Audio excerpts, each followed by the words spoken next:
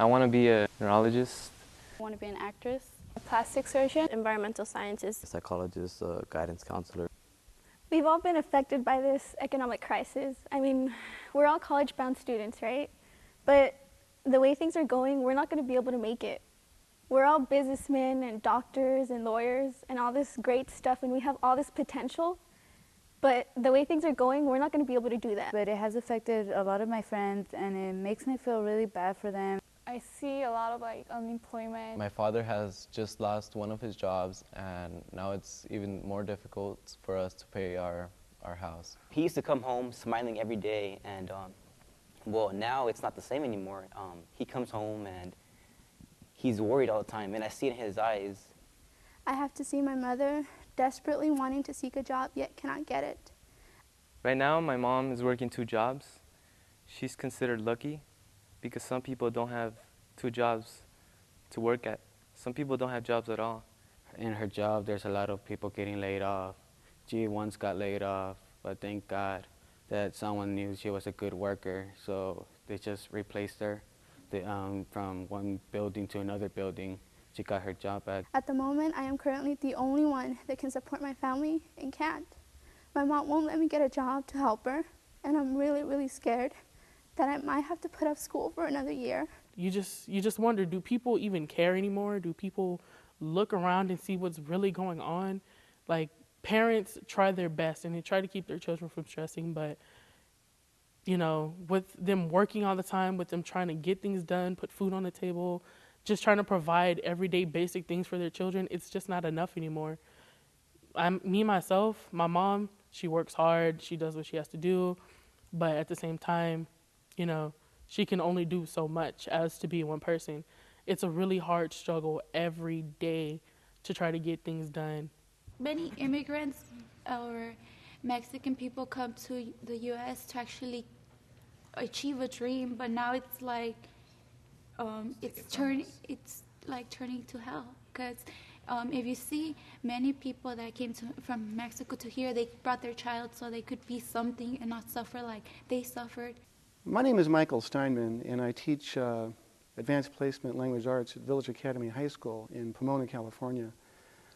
Recently, as part of our studies, we were reading the book The Great Gatsby, which delves heavily into the concept of the American dream. And just kind of off the cuff, I asked the students how things were going with them in regards to the economy and with the situation that we hear on the news all the time. And I was surprised to see virtually every hand in the class raised, and all the kids had something to say. They had stories, we shared stories in class, we wrote essays on it, we talked about it, and the kids were very touched. It surprised me. So we decided to put together a very heartfelt testimony to what kids are going through at the current time.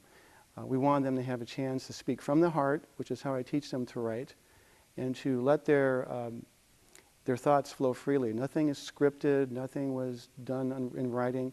They sat down, and the tears you see are real, the emotion you see is real, the stories are real. Now my parents are thinking of going back to Mexico, and I don't want to.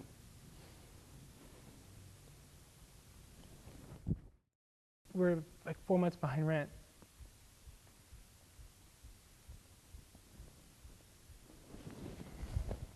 And just having my brothers, they might be homeless. I mean, I can get out, but my brothers,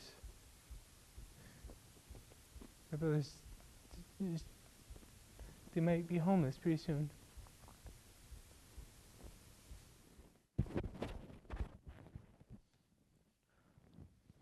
We lived in a home for 3 years, and we lost it about almost a year ago. It was the first American dream my parents could have accomplished, but they did not know interest would rise. They would not be able to pay the mortgage. So we moved with our aunt. There are currently 12 of us in a one-room house, so do the math. It's been really hard on me and my family. My father walked out on us, and it's really hard because, like my mom, I see her struggling. And I can't do anything about it. And I want to help her, but she just wants me to focus on school. But I can't focus on school when I know that she's struggling, and it's just really hard.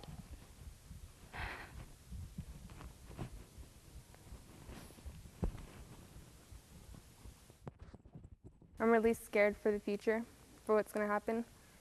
It's all the people that I love and that I care about. It makes me really mad because the people we trusted the most with all our money and with everything ended up making things worse for us. So I can't imagine what's going to happen for our generation. I have learned from this to not be self-absorbed. And it's not about what you want, it's about what you need. I have lots of stress. I'm getting sick of it. I can't even concentrate in school anymore. I don't know what I could do. It seems like we're going back instead of moving forward. I mean, 1929, the Great Depression, those who do not learn from the past are condemned to repeat it.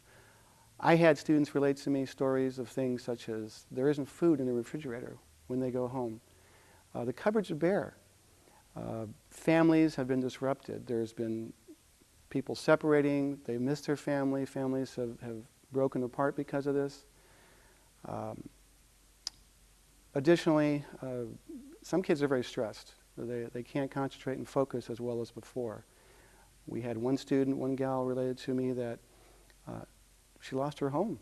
Their family had a home foreclosed on, and they're living with relatives. So it's across the board. And I think the students have come to realize they have to bond together. As a community, we have to come together and work to solve these problems. It isn't exclusive to one or two students or a particular group. We're all in this. And with that mindset, perhaps we can build a better world and things will be better. It's affecting my future. It's a cause and effect thing. And we really, as people, just need to think about it, how it's affecting everyone around us. Not just one or two people, but it's affecting an entire country. And it's just putting us at pause right now for everything that we need to continue to do. We have so much great things in our country, and we have so many things that are out there for us that are obtainable. But at the same time, because of how we've wasted money, how we've slacked off, and how we've just let things really go by, we're in debt. And debt is what's going to kill America.